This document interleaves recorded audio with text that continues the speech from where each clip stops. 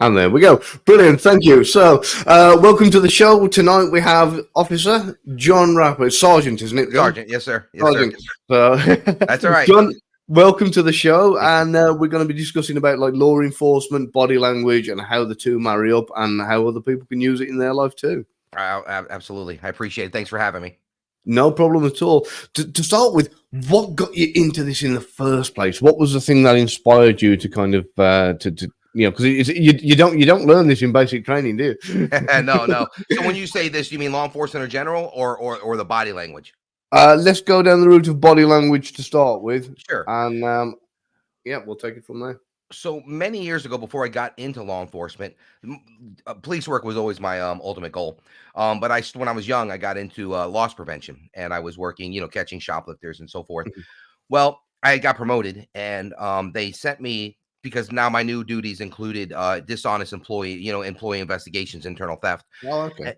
Yeah, and so they sent me to a Wicklander course. This is like back in the mid '90s. I went to a Wicklander course, and I was fascinated. They went over all kinds of different things, and I was like, "Wow, this is really cool stuff." So then, obviously, I ended up leaving the private sector to go to law enforcement. That was my goal, and throughout the years, I always remembered the stuff that I learned in Wicklander, and as I got into investigations, I would use some of the stuff that I learned in Wicklander, and I still do today, no matter how long ago it was. And then, of course, you learn the body language, you learn the verbal, you learn the kinesics and things of that nature.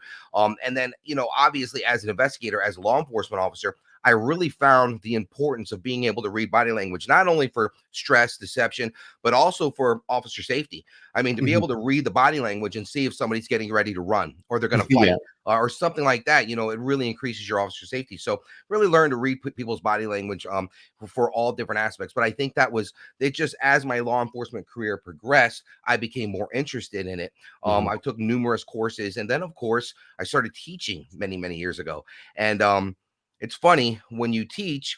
You may think you know what you're doing, but then as you start researching more and more and more, my curriculum changed. I took things out, I added things in, I started studying more, I became a student, and a lot of that was the body language as well. So the stress and deception indicators and so forth. So it just kind of evolved over time. It's something I became very interested in. Yeah, I've done a bit of teaching and training myself, as you know, and one of the things that I've come across, one of the greatest sayings I ever heard: "To teach is to learn twice." Oh yeah, you're not And kidding. I thought that was absolutely brilliant. Yeah. Because like you say, you refine it the more you teach it, and you get the questions and the feedback, and Sure. kind of I've learned so much through teaching. It's unbelievable. That's how I came across the peace model is I wanted a different. It's I've always interviewed and interrogated a specific way based off of what I learned in loss prevention and then as a law enforcement officer in different classes that I've taken. But I just wanted to get better, and I wanted my class to get better, and so I started researching, and then I came across the peace model, which is huge in the UK, and I fell in love with it. I thought it was great. I a great way to interview people, at least lock them down to their story, and of course I use that and I implement elements of the peace model into what we do here. So For those who don't know, can you explain the peace model for anybody who Sure. So the peace model is and please, I hope I get my acronyms right. It's a model of interview where it's non-confrontational and you're just gathering information from folks. And so the P stands for preparation. I think the E stands for again, forgive me. P stands for preparation. E stands for engage. Then A, I believe it's getting their account. C is the challenge and closure, and then of course the last E would be evaluation of what you did. So let's go back. For the preparation, obviously you have to prepare for your interview, and they talk about how to prepare properly for an interview. With the engagement, for me, I call it connection. I call it not only connection, because you need that, but I call it the content. And it's everything that you learn during the interview. It's having that conversation with folks, right? And then, of course, when you get to the account, it's getting their narrative account, getting the interviewee's narrative account. So if I'm talking to a victim or a witness, I don't want to just get one word responses. I really want a narrative. I want them to dig back in their cognitive, if you will, and kind of just tell me everything that they remember, what they saw, what they experienced. And so you get that from getting a narrative from people. And then, of course, if I'm dealing with a suspect, then at some point I want to challenge them with the evidence that I have. If they tell me one thing and I have evidence that exists that contradicts what they say, well, then I'm going to challenge that as well. And then the E is the evaluation portion. So that's basically the peace model wrapped up in a nutshell. Yeah, and of course, I mean, so interviewing, has got so many different techniques, and it's very, very different from what you did in the private sector to what you're now doing Sure. for law enforcement. So, what are the main challenges in the private sector when you've got something that, I don't know, say you've got an employee or a shoplifter, and you then have to get them aside and get extract Sure. information from them? It's funny, both has its pros and cons, and Mhm. it's been many years. This was the mid-90s, so I'm sure Yeah, things have changed since then. But abiding by the company rules. You had to make sure your practices were good because you have to abide by the company rules. You don't want litigation or anything like that. So I think we had that, but interesting in law enforcement. I feel like it's a little more restricted because the courts are challenging everything that we do, right? If your yeah, defense attorney is going to challenge everything that we do, so we have the Miranda issue, we have parent issues, like in certain states. Funny, in the United States, depending on the state, depends on if a parent has to be present or not. got Like you. I'm a law enforcement officer in Florida, and we can interview a juvenile without the parent present. I Hmm. have mixed feelings on that because as a parent, I don't know if I feel comfortable with that, right? As a law enforcement officer, you know, eh, we have to make an attempt. Mhm. But in Florida, we can do that. Of course, in other states, they cannot talk to a juvenile without the parent present. It's Got crazy you. how we vary from state to state. So in the public sector, I believe that our interview, we have a lot. We have to really kind of just abide by the courts. We really have, there's there's the Miranda issues, there's the courts, there's all kinds of rules, there's case law that we have to follow, where we don't follow that in the private sector. From what Mhm. I remember in the 90s, it was just your best practices for the company, to Yeah, do the got you. right thing for the company. Um, but it's funny because a lot of what I learned in the private sector, I use today as far as the Mm. strategies are concerned to get people to open up and talk to me. I use a lot of those same strategies. I obviously I've incorporated so much more, but some of the basic fundamentals I still use today.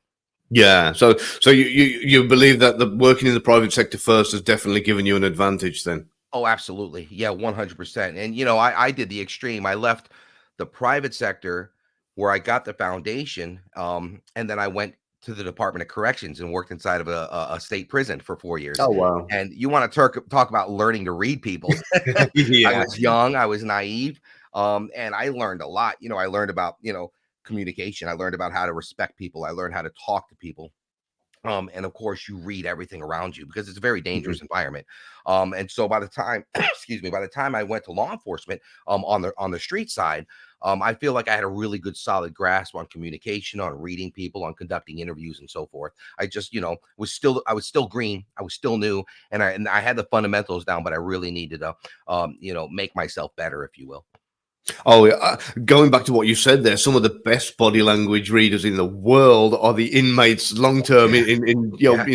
inadvertently, they probably don't even know, but they can see a mile away, this guy's gonna come over, he's gonna cause trouble, or they Oh, can they they can know. read, better than probably we could ever teach. It's So, funny. One of the first things that I can recall learning inside as far as reading them is I would come out of the officer station and mhm, I would watch the inmates that were sitting in the main dormitory. We had the dormitories and then we had the cells, above it.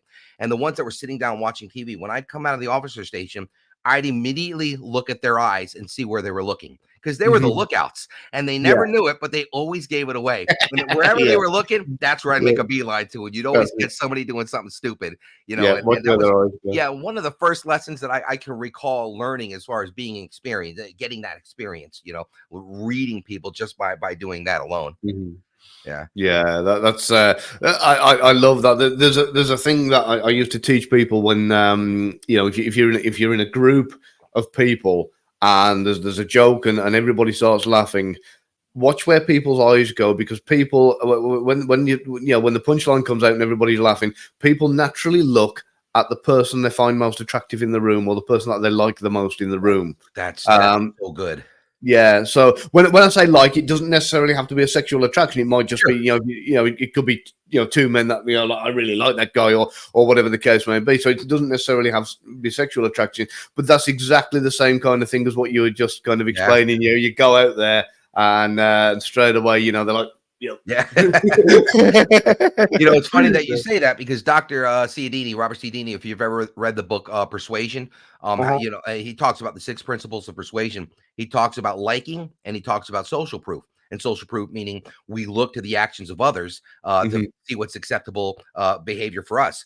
And it's funny because we do that. We look to the person. What you're describing is we look to the person that we like the most, right? The principle of liking, and then we Mhm. look at their actions. And if they're laughing, we laugh. Yep. It's just right down to a science sometimes. Yeah, it's brilliant, and with this guy, there are I've spoken to a lot of police officers from different levels over the years, and I remember talking to I forgot the gentleman's name, but he used to do a lot of traffic stops, and he said it's amazing how even at a traffic stop, the car can be 20 foot in front of you, and you get a feeling before you get near it whether you should have your hand on your holster or whether you're okay sometimes before you even get near the car. There's just Sure. you know, have you come across anything similar to that yourself? Yeah, I mean, for me, I will say my officer safety is always high. Hmm. And every single traffic stop I do, I usually have my hand on my gun as I approach.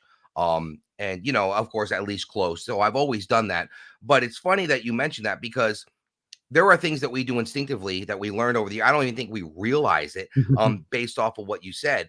You can learn so much just people's driving patterns. Yeah. And the way they look at you, you roll up and then they tighten the steering wheel, and they're just looking Yeah. straight ahead. That's body language, or you're reading that and you're like, okay, what's going on with this car? Because people get nervous around the cops when they're behind them. Yeah. And I'm a cop and I still get nervous if a state trooper gets behind me or something like that. I'm like, oh God, it's gonna pull me over, but I don't squeeze the steering wheel and look straight ahead, Yeah. or you have a group of guys in the car just looking straight ahead and they don't want to move. And you pull up next to them and they won't look at you at all. Maybe you get a glance. Yeah. Something's going on in that car. Someone's Yeah. got a warrant. There's a gun. There's some drugs. Or there's something's going on in that car. So yeah, it's crazy. You can read people just basically off of, and I'll tell you, one of the things that I always teach the rookies when they come on board is when you're searching a vehicle, you bring the driver out, right? If you have a reason to search the vehicle, if you're going to go that route, you bring the driver out, you speak to the driver, you have a casual conversation with them, a very nice, friendly. I always believe in non-confrontational conversations, being very friendly to people, and I'll have a nice conversation with folks. But watch them, because as the officer is searching the car, if the officer gets closer to where the contraband is, they're going to veer away from you and they're going to stare at that officer, and they're going to look harder and harder the closer they get. And I Mhm. can't tell you how many times I said, hey, brother, hang really tight. Let me go talk to this officer really quick. And I go to the officer and I say, hey, he really, really gets nervous when you look at the floorboard or you looking in the trunk. When you walk by that trunk, he really, really got nervous. We made a really good seizure about a year ago. I remember this. I was with a bunch of newer cops, and I did that. And I saw every time that the officer went near the trunk, his attention, the suspect's attention, wouldn't Mhm. be on me anymore. It'd be the trunk. And he was so focused on that trunk. So I went back. I go, you need to search that trunk. So they searched the trunk and he's watching, but they couldn't find anything. And so when they shut the trunk, I could see relief on this. Relief. I went back. I said, "There's a trap. There's something. You've got to look a little bit harder." And sure enough, they pulled the top lining of the I guess the top of the trunk. They Uh-huh. pulled it down, and bags of like large bags of marijuana just came down. Oh. And I said, all right, Yeah. good, yeah, yeah. So it's crazy. Just read people. Traffic stops. Anything. When you learn to read people, you can see a lot more. You catch a lot Oh, for sure. And of course, you'll also tend to find that if they're talking or you're talking to them, they'll be conversing until that second officer is at the trunk, and then all of a sudden, of course. and they'll Yeah, go quiet and they're watching because they go like, oh, yeah, of is he course. going to find it? Because their attention is so drawn to what the other officer's doing, they've forgot to carry on Yeah, talking. So, yeah, and again, what you were saying about I found there's two extremes. They'll either be like that with the steering wheel, yeah. looking dead ahead, or they'll be driving past and they'll be staring at you as they drive. Constantly looking at you. Right, right. Yeah. And whatever it is, it kind of deviates from the norm, from the normal traffic patterns and habits of other people. And nothing's 100%. Some people just get freaked out when a cop gets behind them. I understand that, Yeah, but yeah, it does get a little bit closer to, all right, we might have something here. yeah. And of course, I've seen kind of things in the past where a police officer, say it's a 30 zone, and a driver's doing 34 mile an hour and just drives on past and doesn't take any notice, and whatever, and the police will leave him alone. He might be going over the speed limit, but they don't care. But then you get the other ones who are doing 34, but then they jam on the anchors and they sit there and it's a needle smack on 30, and they're like, So sometimes they do these things that kind of give the hint away. It's funny how you can get body language from a car, isn't it? It's great, but it's true. It really, and the longer you do this job and the more you're out on the streets, I guess the more second nature it becomes to be able to spot these things out. So it's crazy. It really is. And because I suppose at the end of the day, technically, the car is just an extension of the body. It's doing what it's reacting how you tell it to react. So, So and of course, when you get into other environments, when you're pulling somebody aside. Now, I know you were talking about body language. If somebody's going to run away or somebody's going to pull a weapon on you, again, hugely advantageous if you see that back foot moving or you see the body angling or absolutely. And one of the obvious ones is if the head moves and the eyes move. If the eyes move, then it's fine. But if the head moves and the eyes move and it keeps going away from you, they're about to dart. First time I experienced that, I worked loss prevention, so it was before I became a street cop. Now I could recognize it quick. And I remember, I guess I was slow to react. I was walking a shoplifter back to the security office. And as I rattled my keys, I saw him look left, right, and then it hit me a second too late. I was like, oh no. And I went to grab him and took off much faster than me. He got away. But that was the first time. And so now, obviously, when I'm out on the streets, you can tell when somebody's getting to run, whether they're pacing back or they want to fight, that's the other one, back and forth. You're just constantly watching the body language. They're looking around. They're standing there with clenched fists. There's always something that you can read for officer safety purposes. And the longer you do this, the more you recognize. I truly believe that. Oh, definitely. And how do you find this with your colleagues? Do you have them constantly coming up to you saying, John, tell me what to look for, or give me some hints? Yeah, what's really cool. And so I spent many years as a detective working robbery homicide, and I developed a reputation in the agency where I was good at getting people to open up to me and tell me the truth, get them to confess. And so I had that reputation. And so when I came, and every once in a while, like patrol officers would sit back and they'd sit in the monitor room and watch. And they knew it was systematic. And sometimes it took a while. Sometimes it took an hour, 2 hours, right? Sometimes it took 10 minutes.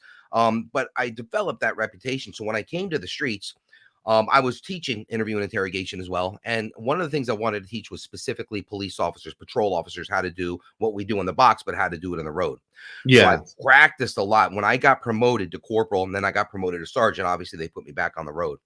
And one of the things I would do was I would see what strategies worked outside that works flawlessly in the box, the interrogation room, the interview room, but what works out on the field, because some things are different. And so I was practicing a lot. Number one, because I didn't want to lose what I wasn't using, right? I didn't want to go back to patrol and then lose a skill. It is a perishable skill. But the other thing is I knew that I wanted to put a course together. And in my class, in my in-person class, I show a lot of video footage because I can lecture all day long. But if I say, all right, this is a strategy that we use, here's how it's done. And then I could show me doing that strategy. There's validity to it. Plus they can see it. You people are visual learners. So when I got out back on the road patrol, we had body cams. And I was doing a lot of interviews on the side of the road, getting people to cooperate with me, getting better descriptions from victims and witnesses, of course, getting the guilty criminal offender to open up and tell me what they did. And that reputation that I had, there was a lot of people that, and I still to this day, every once in a while, I'm a sergeant, so I try not to get involved, but every once in a while I'll be like, do you mind? And I'll ask permission from my guys. They're like, yeah, no, go do it, man. And they love watching it. And so I'll go and I'll start talking, and within a couple of minutes, you could see the resistance, and then they break down, and the guys love watching it. So, every once in a while, I'll put on a quick briefing, a quick 15-minute training and briefing. And then when I offer training locally, I try to, as many guys from the agency as I can to show up. So brilliant. It's fun. It's great. And because you've got a book out as well, haven't you, called Extracting the Truth? I do. Do you mind if I show it? Yeah, please do. Extracting the Truth. So, look at that. So do you make that mandatory purchase for everybody at the No, precinct? no, I offer it, but no, I got to keep my private business and my government business separated. Fair enough. So and that's available on Amazon, right? Yes, it's available Yeah. on Amazon. So I'll put a link to that down in the show notes for anybody who wants to get a copy of that. That's Extracting the Truth and Detective's Playbook, and that is going to be useful for not just detectives. This is going to be useful for all sorts of people, even in the private industry, right? Sure, I've had some feedback, some good feedback. I've had people email me. I've had people reach out to me and say, "Hey, they were, especially on LinkedIn, people would hit me up, loss prevention guys." I had a couple of guys from loss prevention reach out to me and say, "Hey, man, this really." I had one private investigator reach out to me. I guess he does a lot of victim and witness interviews. So Mhm. I feel that anybody can use any of these strategies. And let me just give some clarification here in a minute. But whether you're a police officer, law enforcement officer, whether you're just interested in how it's done, if you might be a civilian, like, I love watching the first 48 or these crime shows. Let me see how it's done. Private investigators, anybody whose job it is to connect, to kind of build rapport with people, to kind of get as much information as they can. And of course, you get the guilty criminal offender to open up and tell them the truth. Now, I will say this, and I know we spoke about this before the show started. Some of the practices in the UK are a little different than the USA. Mhm. And I know the peace model is really big in the UK. And again, I love the peace model. I started implementing that. So in the first 4 chapters of my book, it is it's peace model, it's cognitive interviewing, it's getting a narrative from victims and witnesses and so forth, locking a suspect down to a timeline. But from chapter 5 and above, and I got to give this as my disclaimer, we do talk about some of the things that we're allowed to do here in the US, and that's Mhm. sitting down with somebody and basically getting them to open up to you and tell you the truth by using empathetic based themes and things of that nature. And I know some of that could be discouraged in other countries, and I just want to throw that out there. If you do buy the book, understand that you're going to see that as well. So don't hold that against me. We're allowed to do that where I work. So yeah, and it changes around the world, and I know I've been interviewed around the head with a phone book a few times. So. Yeah, they took that away from us. Yeah, they take all the fun out of it, don't they? Yeah. So, and of course, I mean, body language on the whole, how's it helped you in kind of everyday life, not just in law enforcement? How's it kind of with your family, with your friends, and that kind of thing? Yeah, it does. I'll tell you a funny story. My son and I went to go buy a boat back in 2020, and Mhm. I remember I forget what the problem. I think the problem was there was soft spots on the bottom of the boat or something Mm. to that effect, and or some damage. There was some damage on the underbelly of the boat, and so I went to a private seller and I'm walking around. And I remember I said, "Hey, is there any other damage on this boat? Because you didn't mention that earlier." And he pauses, he looks away and he goes, no. I said, all right. And sure enough, I got under the boat and you could see the damage. I said, this MFer, man. But I knew right away. And because of his response, I told my son, I said, we got to look a little bit harder on this. And I Yeah. didn't hide from him. I could tell he was concealing that from me. So yeah, sometimes it works in your private life too. Mhm. Oh yeah, it's amazing. I mean, I had this thing. I went for an interview not so long back for a position, and I've got 3 military officers, and they're all the way this normally happens is that these guys will be sitting in front of you, and you'll be on a stool or whatever, and it's normally them that are intimidating you. And they said to me, "We feel like we should be sitting on our hands here because we know what you're." And I had to explain to them, and I'm sure you're the same. I said, "Look, when it comes to body language, I try to explain it to people. It's a bit like walking past a newspaper stand. You have the ability to read the headlines of every single newspaper. You have the ability to read every single word of every single article on every single page, but you don't have to. You don't choose to. You can kind of you can see them, but Right. you're reading them. Yeah, that's good. And that's the way I mean, unless something like a headline really grabs your eyes and you're like, oh, hang on, what's that? Something really stands out, then there's no need for me most of the time to be reading everybody who I speak to, who I look at. It's just life as normal. Right. So unless I've got a reason to be reading somebody, 9 times out of 10, I'm walking past the crowd and Of just course. like it's a newspaper stand. And this is that kind of put them at ease a little bit then, and it wasn't so bad because I get that you probably get it yourself. I get people turn around and say, "Oh, so you're a body language expert." What am I thinking? Yeah. I'm not psychic, you know. Yeah, You yeah, know, yeah. so so yeah, it does kind of put people on edge, and I've found also, I don't know if you've come across this, but nobody wants to play poker with me anymore. Yeah, no, it's funny. I in my class, I'll show videos of folks lying to me and whatever, and and you can. There's some people lie worse than others, right? Some people they're, Mhm. and I always say, when this guy gets out of prison, I'm inviting him to a poker game because he's easy to read, So Yeah. yeah, that's funny. And it's funny actually when we're talking about poker. It's a brilliant, fantastic way to understand the nuances of body language and how it can extend outside of the body. You know, like you got people that stack their chips a particular way, or hold their cards a particular way, or whether they hold them close to their chest, whether they're and this will change from person to person, hand to hand, Sure. and so learning that for me, I use it as a great example for teaching that just because we're talking body language doesn't mean to say that it doesn't extend to other items around you. If people start putting stuff in front of them and Sure. piling things up and Sure. that kind of thing, Sure. this is all part of the same process. Yeah, and everybody has their own their own things that cause them stress or their own body language. Everybody's a little bit different, right? And it's funny Mhm, that you say that. I remember I had a guy, he had a coffee cup, and I was talking to him, interviewing him. He was a security guard. I was helping out our fraud unit, and I think he mhm, stole like $1,000 or something like that. So as I'm talking to him and I'm asking some of the questions, he has the coffee cup and he's mhm. just kind of rubbing it around on the table like this, like so. And then he'd pick it up and then he'd talk and he'd put it down and then pick it back up. And then, but you know what he never did? Take a drink out of Never it. took a drink the entire time we were in there. So, Wow. yeah, everybody's a little bit different, and some people are really good at masking Mhm, their deception or their stress or what's about to happen, whether it's an officer safety thing. Some people are really good at masking it. And you said something earlier I'd love to touch up on for me, especially when it comes to stress and deception, because we're not detecting deception, we're detecting the mhm. stress that is That's caused right. by the deception. Um, and for me, the baseline is so essential Mhm, because everybody is different. The one guy who's doing this because he's stressed, maybe the other guy just can't make his decision if he wants to slip or not. Who knows? Doesn't mean he's lying. Some people cross their arms, some mhm. people don't. It doesn't mean that it's not a one size fits all. That's right. Yeah. Some people are when we talk about looking people in the eye. I remember being younger and being taught if they can't look you in the eye, they're lying. Well, that's not Mhm, necessarily true, and you learn that over the years.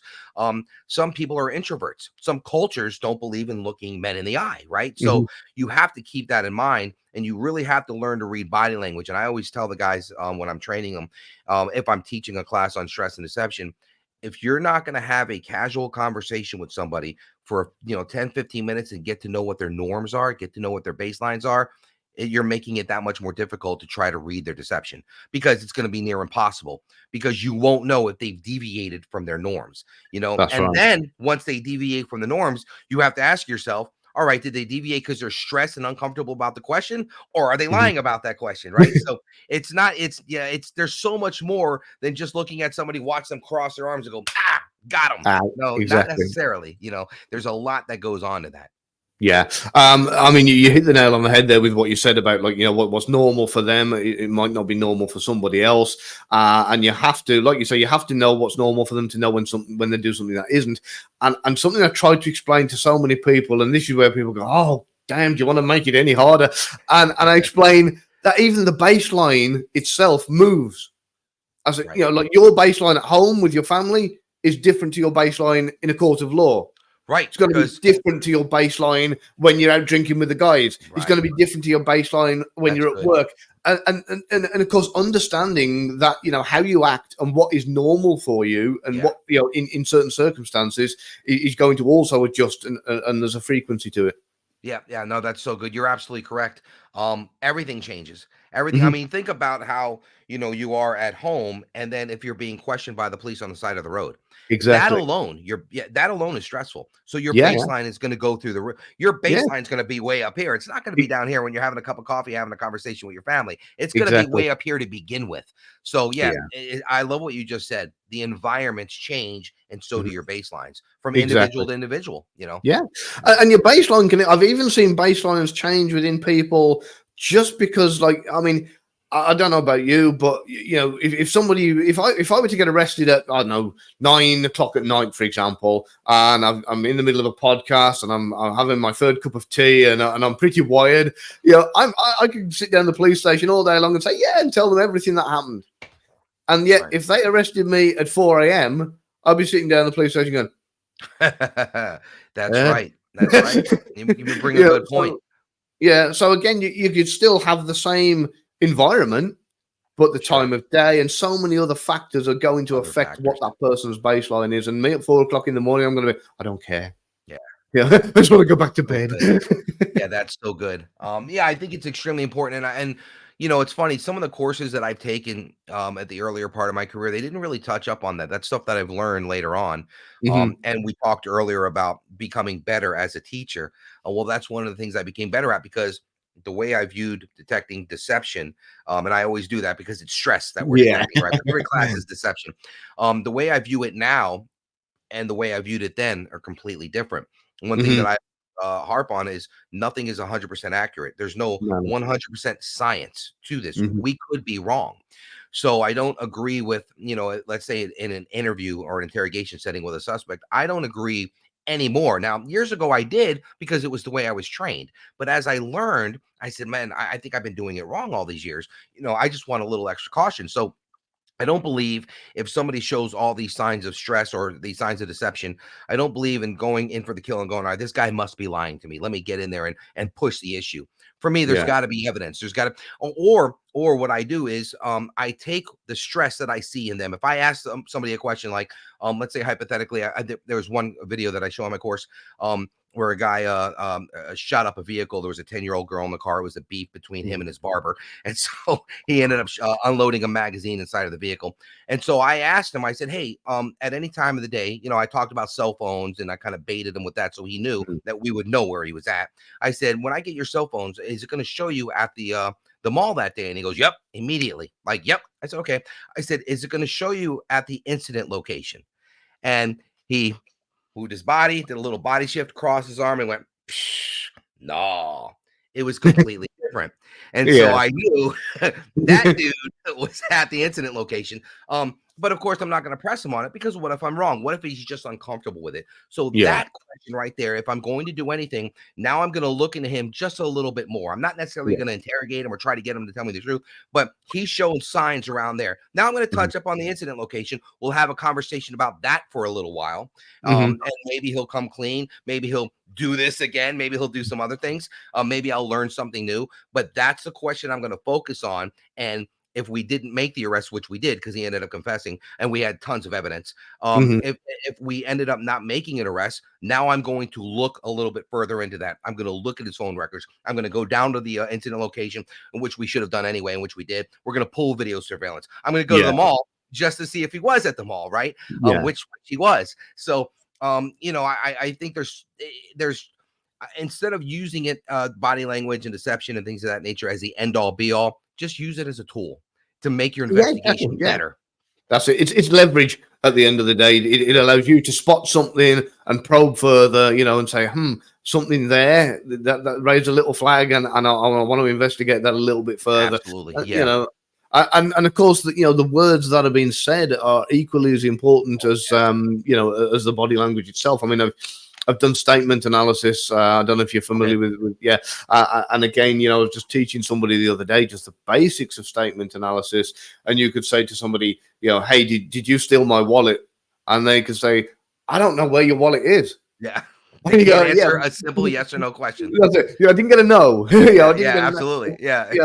And so you get this kind of thing, and my friend Lena Cisco, she's brilliant at it. She got this saying, truth fayers convey, but truth fayers convey the truth. Liars trying to convince you. or liars that's convince, true. truth liars convey. And so of course, because at the end of the day, people telling the truth, they don't need to convince you because they've got the truth on their side. Right. But a lie needs to be backed up with, and then so they'll try and convince you, oh, I'm an honest person, or I work at the church, or or whatever. Do you know what I've done for charity? All manner of things, that they'll throw in there.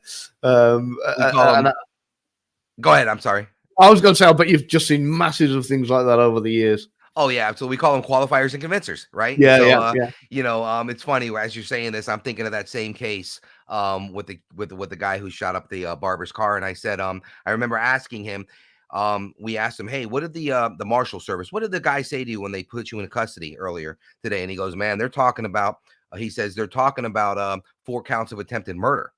My partner says, well, how does that make you feel? He goes, and then of course he does the body shift again, crosses his arms. He goes, I hate guns. I don't even like guns. He's trying to convince me. I remember once I investigated a robbery of a chain, and I asked the guy. I said, "Hey, man, this victim, he's saying that that you took something from him. Did you take any jewelry from him?" And he says, "I don't even wear jewelry." I said, "I understand that." I said, "But did you take any jewelry from him?" He goes, "I don't even like jewelry."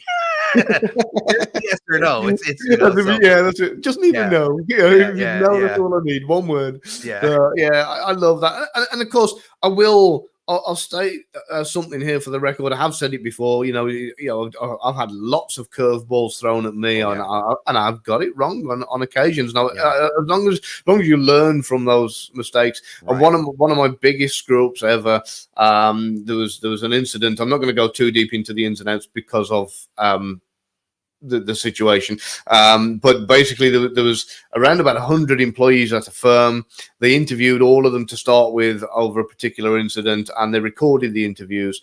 They sent me the CDs, and they said, "Do any of these stand out?" And I said, "There's nothing at the minute," because the first interviews were very, very preliminary. What's your name? Where were you? What department you work in? But and so nothing stood out.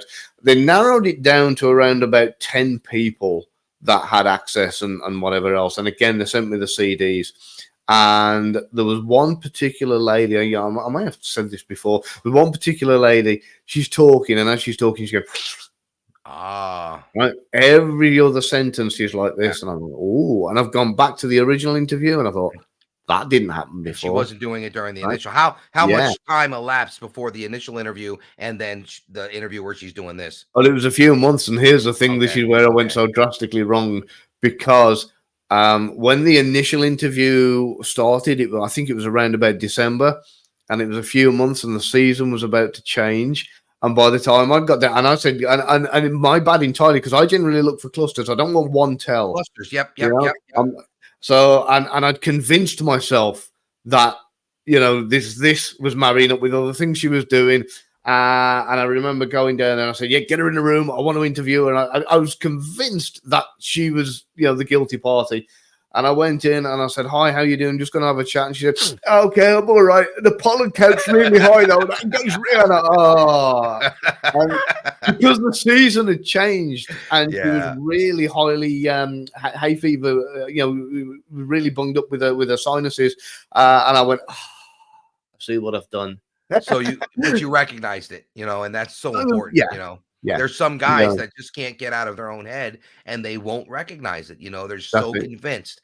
And I think that aggression, that persistence, and not having an open mindset, I really does, and it does damage to the suspect, especially when the suspect is innocent. It's happened to me on a number of occasions, and again, I had a very similar thing with with somebody I was interviewing, and again, she started off okay, and then as we got further in, she became more and more irritable and there was all these signs. I was thinking, what's going on? And what I didn't realize, she needed to get to the school to pick her kids up. And again, I was looking at all these signs and I was convincing myself, and the more I was seeing these signs, these stress signals, the more I was convinced that she was guilty, not realizing that it was coming up to 3 o'clock. Right. And I was keeping her longer purely because I was seeing these stress signals, and these stress signals were getting higher. Of course. So I thought, I'm getting somewhere because I'm seeing more and more stress signals. And of course, there's so many factors you have to take into account, because like you said, it's not deception what we're seeing. We're seeing stress signals, and and those are the things that kind of, people are either stressed from the lie, or they're stressed for some other factor, and you have to look at those external factors from time to Right. time. Right. Absolutely. No, you hit the nail on the head. Absolutely. It's so important. Yeah, and well, I mean, I love this stuff. I could talk I could Yeah, I talk know. about this stuff all day. It's brilliant, and of course, I love, because I'm qualified in psychology. I was trained in statement analysis and qualified in that too. You've got my body language side of it, and I love combining all of these things together, Yeah. and mixing them with my experience and with my working history, and having that unique perspective on it. I've written a book myself, but this Okay. isn't about me. This is about you. No, no, no. What's the name of your book? So mine's called "How to Tell If Someone Is Lying," Okay. and I Okay. know it's a very, very bland title, but it was actually based on a Google search. And I was kind of cheating a little bit, because I thought, if 100,000 people a month are searching to how to tell if someone's lying, then I'm going to call that my book. Yeah. Yeah. Yeah, get the algorithms to get it up there, kind of Absolutely. thing. Yeah. Yeah. But I go into a lot of this in the book, and I've coined the term CCA, or combined communication analysis. So we're Okay. looking at the words, we're looking at the psychology, we're looking at the body language, we're looking at all these factors combined, Right. to then give you a better idea of whether somebody's being truthful or deceitful. I like what you said earlier. And again, not everybody teaches this, and I'm really refreshed when I hear this. The word clusters. Yeah, yeah, It's so important. It's not one tell. It's multiple tells. that's right. Um, Yeah, it's not just this.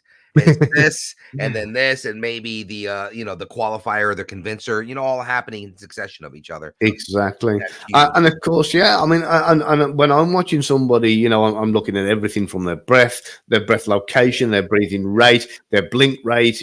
Everything that's happening, the words they're saying, Yeah. their eyes are moving, everything as much as possible. And as we've covered, everybody. This is why there's no, like, what I call a body language dictionary. You can't have, N nose. If the nose moves right, he's lying. It doesn't work like that. Yeah, of There course. is no one for one. Right. So yeah, I mean, revisiting that clusters, this is what you're looking for, and that's deliberately why I didn't put any pictures in my body language book. Oh, yeah. Very good. Very good. Because Yeah. if you do, people tend to look for a still, and what you did, that impression you did, where he goes like that, and he's like, Yeah. I mean, that was just perfect, because that's what you're looking for. And if you put Right. that in a picture, people are going to wait to see that pose, Right. and they're not Right. going to Right. realize it's not that pose; it's the whole motion, it's the Yeah. words, it's everything at once. That's all going on, and you can describe it, or you can show somebody. But in a Right. still picture, it definitely doesn't have the same effect. Yeah, you're absolutely right. That's why I love video. That's why I love showing the videos in my course. It's funny, my 2-day course, I took deception out of my course just because I needed to get more interview footage in there. But every once Yeah, in a while I still put on a deception class, a stress I call it stress caused by deception. yeah, And I love to show the videos because you're right, the still photos aren't going to cut it. And I've read books and I've seen books and I've had guys that work for me go, "Hey man, I got this book, Sarge. What do you think?" And I look at it and good information, but you're right. I've thought of that before. You can't really get mhm. much from a still photo. No, So no. so the video to me is really good because now you can see this, Yeah, and then, yeah, or the this, motion. this, and then this, and like Yeah, you know. and that's what you're looking for. You're looking for all of those happening all at once. Sure, So, and I remember somebody saying to me, how do you do that? I said, how do you watch the eyes, watch the blink rate, watch their breath, watch it's their breath hard. location? Yeah, and I said, the way I explained it, do you drive? You ever driven stick shift? Yeah, yeah, yeah, You remember absolutely. when you first got into a car and you're like this, put your So hard. seatbelt on, and, Yeah, and you, one foot on the clutch and one foot on the gas, and yeah, one foot on the brake, and you're like, yeah. And after a while, before you know it, you're getting into the car and you're starting it up and you're driving up the road and you're eating a donut and sipping on some coffee and calling your friend and yeah, whatever. of course. And you can do it all at once, because you've reached that level of conscious competence. And that's Right. very much, like the levels that we're at when we're looking at body language and we're watching all of these things at once. We can focus on one thing if we Sure. want to, but a lot of drivers now, they don't need to look for where the stick shift is. They don't need to look for where the Right. indicator stem is, Right. or they're It's just called It's called operational. We call it operational reps, right? It's you Yeah, doing yeah. reps over and over again of driving and doing all of that stuff. And it's the same thing with what you're talking about: reading body language, listening for the language, Mhm. looking for the tells, and writing things down at the same time, and formulating Yeah. questions in the back of your mind, and analyzing statements, doing it all at once. And one of the things that it's funny that you said that one of the things that I always told the guys that I was teaching was, listen, this is hard at first. You're going to Mhm. overlook things. I can't tell you how many times I would go to write my reports and I'd watch my interview, and then I'd be Mhm. like, "Oh my god, I can't believe I missed that." Miss that, It's yeah. hard. You're multitasking. But it gets better with time, with Mhm. operational reps. When you're mindful of, and I always tell these guys, the clusters are important. Be mindful of two things. Be mindful, number one, of a question that induces stress, Mhm. because me asking somebody what their name is, if it's not going to incriminate them, there's no reason to be stressed. Me Mhm. asking them if they were at the crime scene location, that's a stressful question. So be mindful when you're asking a stress provoker, and then immediately start looking for the clusters, right? Mhm. And when you do that, and you get that operational reps, just like you said, Gavin, and when you get those operational reps, when you're doing it time and time again, it becomes subconscious, and now you're much better at it. So, Yeah. but it takes practice. It really, really does take work.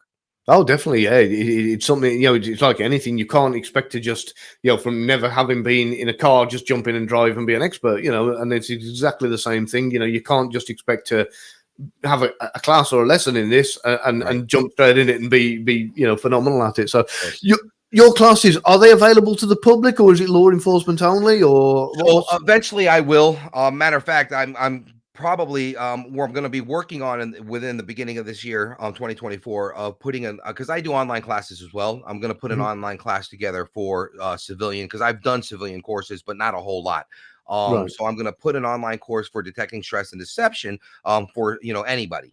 And Oh, I brilliant. got to work the logistics out, because I do show a lot of interview and interrogation footage. I want to make sure the cases are closed. I'm going to blur out Yeah. some faces and things, because I don't want to, re-victimize the victim all over again either. No, yeah, I So there's understand some that. logistics I have to work out. 99% of what I teach is law enforcement. I've allowed some civilians to come, especially if they were investigators for like loss prevention or things of that nature.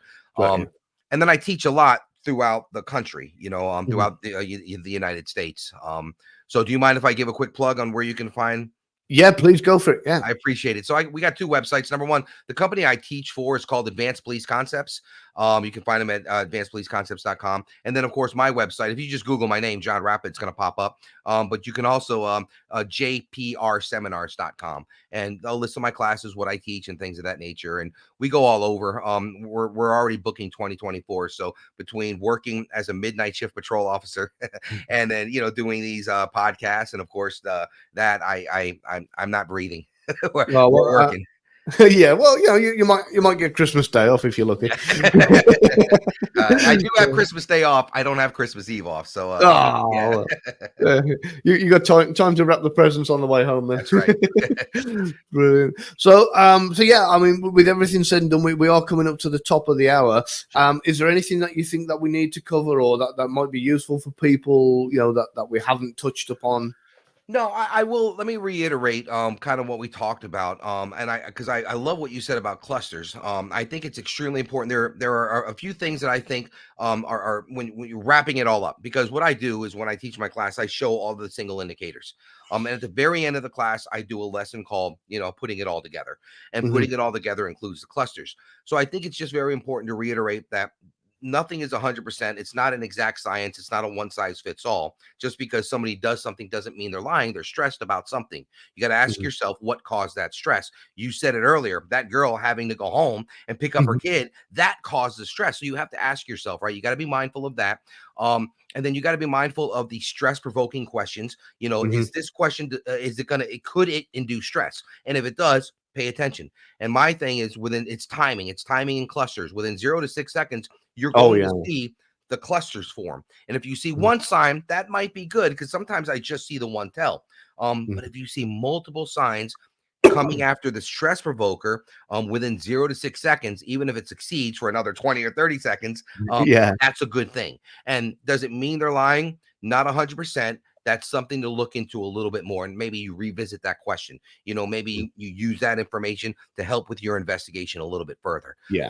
So I think those things are really important. Understanding it's not a one size fits all. Understanding stress provokers and then timing and clusters. And when you get that in there, especially when it comes to deception, I think you'll get a little bit closer to figuring out if they're lying to you or not.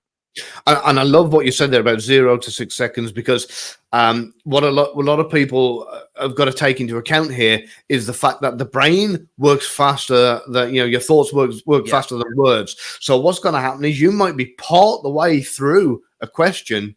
You might not have even finished the question when you're already provoking stress. You might be at the point where you're saying, "Where were you?" And that person's already thinking, "Oh, here we go." Yeah. So they've already got it in their mind. Oh, he's going to ask me where I was last night. He knows, and so you might be 3 words in. So that's 0. It's not like 2 to 6 seconds. Right. It literally is 0 to 6 seconds. It's funny. It's when you're asking that question. Yeah. I can recall in my head how many times I've been, just like you said, right in the middle of not even finishing my sentence, and I could see the body shift. I could see the protective coating right away. I could see these things. I'm like, oh crap, here we go. So it's amazing. It's brilliant, because you start to recognize it, like before you've even finished the question. Right. You've already got those kind of red flags. You're like, I'm on something here. I've got a new path or a new thread to pull. Yes, absolutely. Brilliant. All right then. Well, I'm aware you've got an engagement after this, so I want to wrap it up a few minutes early. However, I've really enjoyed having this chat with you. That was great. Would you be interested in coming back again? I would love to. Absolutely. Brilliant. Yeah, this was fun. Fantastic. And you can be found on LinkedIn, and are you on any of the other social media sites as well? Or I'm on LinkedIn as Jon Rappa. I'm on I have a TikTok and a YouTube account under The Law Maniac. And it's there's some training videos in there, and then there's some comedy, and there's we just started, me and a buddy of mine, my old homicide partner, we started a podcast, and a little foul language, so if you're offended, maybe you don't log on. But we try to take some social issues or some crime issues and kind of not make light of it, but just make it fun. We have a good time when we're talking. And then of course on TikTok I do have the Law Maniac. I've got the jprseminars.com, that's my personal website, and then advancedpoliceconcepts.com, that's the company I teach for, and then of course my book's available on Amazon. Yeah, well, we'll get the links to all of those in the show notes below, so you can click on that. And if anybody wants to find out a little bit more about you. And Jon, thanks again. Thoroughly enjoyed it. Gavin, I appreciate it. We'll do this again. Brilliant. Thanks, brother.